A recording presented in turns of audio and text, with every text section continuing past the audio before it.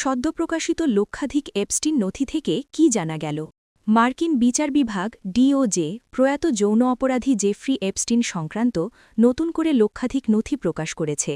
গত বছর আইনের মাধ্যমে এসব নথি প্রকাশ বাধ্যতামূলক হওয়ার পর এটি সরকারের পক্ষ থেকে প্রকাশিত সবচেয়ে বড় নথিভাণ্ডার। শুক্রবার প্রকাশিত হয় ৩০ লাখ পৃষ্ঠা, ১,৮০,০০০ ছবি এবং ২,০০০ video.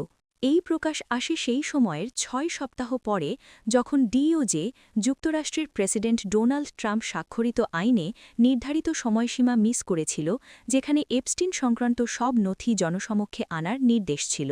Deputy attorney general Todd Blanche বলেন, আজকের এই প্রকাশনা একটি অত্যন্ত বিস্তৃত নথি শনাক্তকরণ এবং পর্যালোচনা প্রক্রিয়ার সমাপ্তি নির্দেশ করে, যা আমেরিকান জনগণের প্রতি স্বচ্ছতা এবং আইন মেনে চলা নিশ্চিত করতে করা হয়েছে।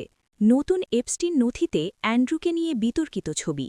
নথিগুলোতে জেফ্রি এপস্টিনের কারাবন্দী জীবনের বিস্তারিত তথ্য রয়েছে। এর মধ্যে একটি মনস্তাত্ত্বিক প্রতিবেদন এবং কারাগারে থাকা অবস্থায় তার মৃত্যুর বিবরণও অন্তর্ভুক্ত। এছাড়া এপস্টিনের সহযোগী গিসলিন ম্যাক্সওয়েল সংক্রান্ত তদন্ত নথিও রয়েছে। ম্যাক্সওয়েলকে অপ্রাপ্তবয়স্ক মেয়েদের পাচারে সহায়তার দায়ে দোষী সাব্যস্ত করা হয়েছিল। নথিতে এপস্টিন এবং বিভিন্ন প্রভাবশালী ব্যক্তির মধ্যে আদান প্রদান হওয়া ইমেলও রয়েছে। অনেক ইমেল ও নথির বয়স ১ দশকেরও বেশি, যেখানে তার আইনি জটিলতার মধ্যেও প্রভাবশালী মহলের সঙ্গে সম্পর্কের চিত্র ফুটে উঠেছে।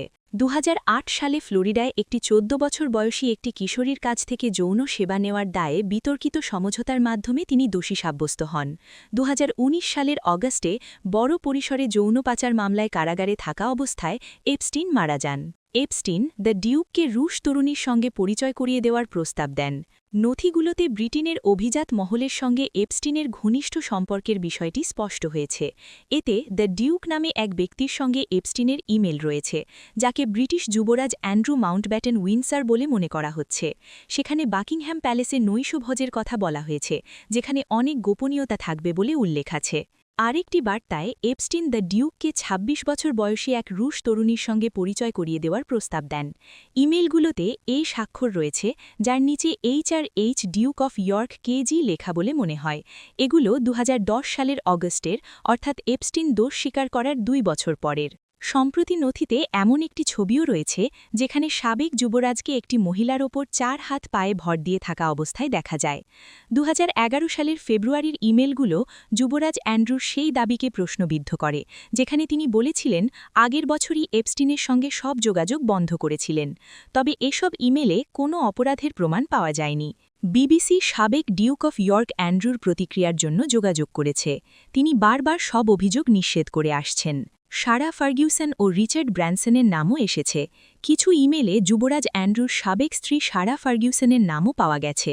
২০০৯ সালের ৪ এপ্রিলের এক ইমেলে তিনি লিখেছেন, ভালোবাসা সারা দ্য রেডহেড।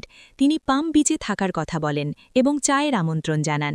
সেখানে তিনি এপস্টিনকে বলেন, আমার প্রিয় অসাধারণ ও বিশেষ বন্ধু জেফ্রি, এবং তাকে একটি লেজেন্ড বলে উল্লেখ করেন। এই সময় এপস্টিন ২০০৮ সালের দণ্ডের কারণে গৃহবন্দী ছিলেন। নথিতে ভার্জিন গ্রুপের প্রতিষ্ঠাতা রিচার্ড ব্র্যানসনের নামও শতবার এসেছে। ২০১৩ সালের এক ইমেলে ব্র্যানসন লেখেন, তোমাকে দেখে ভালো লাগলো, তুমি এলাকায় এলে আবার দেখা করতে চাই, অবশ্যই তোমার হারেও নিয়ে এসো। ভার্জিন গ্রুপ পরে জানায়, হারেম বলতে এপস্টিনের ৩ জন প্রাপ্তবয়স্ক কর্মীকে বোঝানো হয়েছিল: ম্যান্ডেলসন, ট্রাম্প, মাস্ক ও বিল গেটস। নথি অনুযায়ী লর্ড ম্যান্ডেলসন সংযুক্ত অ্যাকাউন্টে $৭৫,০০০ পরিশোধ করেছিলেন এপস্টিন। ম্যান্ডেলসন দাবি করেন তিনি এই অর্থ পাওয়ার কথা জানেন না। নথিতে সাবেক মার্কিন প্রেসিডেন্ট ডোনাল্ড ট্রাম্পের নাম শতবার এসেছে।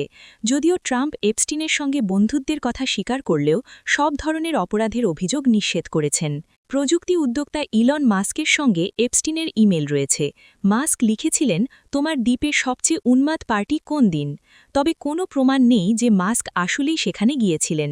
বিল গেটস সংক্রান্ত কিছু দাবি এপস্টিনের ইমেলে থাকলেও গেটসের পাত্রপাত্রী সেগুলোকে সম্পূর্ণ হাস্যকর এবং মিথ্যা বলে প্রত্যাখ্যান করেছেন। ভুক্তভোগিনের পরিচয় প্রকাশ নিয়ে সমালোচনা।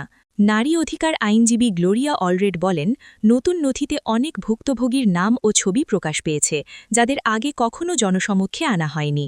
তিনি বলেন, কিছু জায়গায় নাম কেটে দেওয়া হলেও এখনও পড়া যায়, কোথাও আবার ভুক্তভোগীদের ছবি দেখানো হয়েছে। ডিওজে জানিয়েছে তারা দ্রুত ভুক্তভোগীদের গোপনীয়তা রক্ষার জন্য অতিরিক্ত সংশোধনের কাজ করছে। সব এপস্টিন নথি কি প্রকাশ শেষ?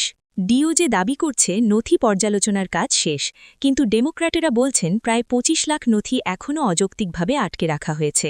ডেমোক্র্যাট কংগ্রেসম্যান রো খানা বলেন, ৬০ লাখ নথির কথা বলা হলেও প্রকাশ করা হয়েছে মাত্র ৩.৫ লাখ। বাকি নথি কেন গোপন তা নিয়ে প্রশ্ন থেকেই যায়।